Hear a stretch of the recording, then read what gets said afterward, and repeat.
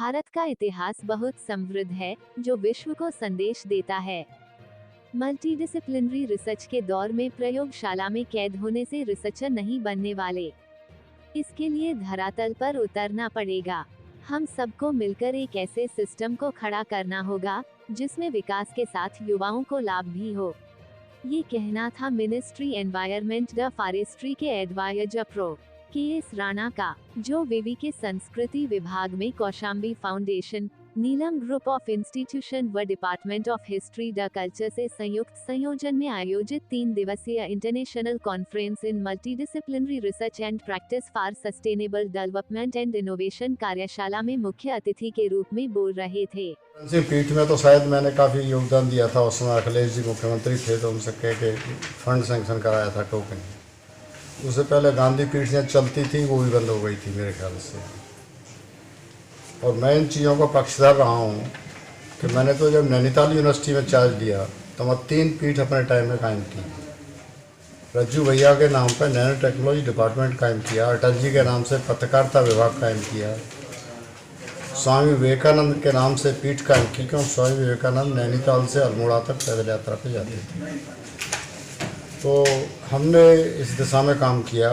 Nano technology nano science department centre of excellence के रूप में हमने खोला था नैनीताल में, और उसका अप्रूवल मुख्यमंत्री से लेके ग्रांट सेंक्शन कराई, और वो आप इतना टॉप का काम कर रहा है वहाँ।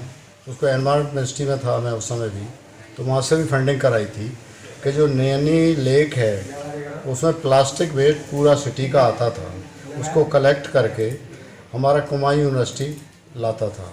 और नैनो डिपार्टमेंट जो है वो रज्जू भैया के नाम पे खोला था हमने, तो उसमें कलेक्ट करके उसका दाना बनाया जाता था। वो छोटे दाने को मिला करके फिर उसको रोड में डाला जाता था, तो उसकी रोड की लाइफ 5 साल बढ़ जाती है उससे। उसका डीमो भी दिलाया था हमने 1 किलोमीटर। उसमें मुख्यमंत्री गवर्नर दोनों आए थे। तो ये मतलब किसी भी यूनिवर्सिटी। कार्यक्रम का शुभारंभ मुख्य अतिथि ministry of environment and forestry के एडवाइजर प्रो के.एस. राणा ने मां सरस्वती की प्रतिमा के समक्ष दीप प्रज्वलित कर किया।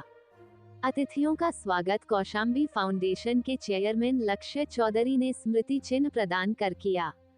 विवि की कुलपति उपस्थित विद्यार्थियों को मल्टीडिसिप्लिनरी रिसर्च की व्याख्या कर विस्तार से समझाया। मुख्य वक्ता विघ्नेश त्यागी ने कहा, कार्यशाला में सभी विषय समाहित है। कौशाम्बी फाउंडेशन के चेयरमैन लक्ष्य चौधरी ने बताया कि कार्यशाला में Italy, US, Canada, Sri Lanka, Nepal, Uganda के 50 प्रतिनिधियों सहित देश भर के 500 से अधिक प्रतिनिधि भाग ले रहे हैं। कार्यशाला में विभिन्न विषयों पर 150 रिसर्च पेपर व 50 पोस्टर प्रस्तुत किए जा रहे हैं। 17 दिसंबर को रिसर्च पेपर ऑनलाइन व ऑफलाइन प्रस्तुत किए जाएंगे। 18 दिसंबर को समापन समारोह का आयोजन किया जाएगा।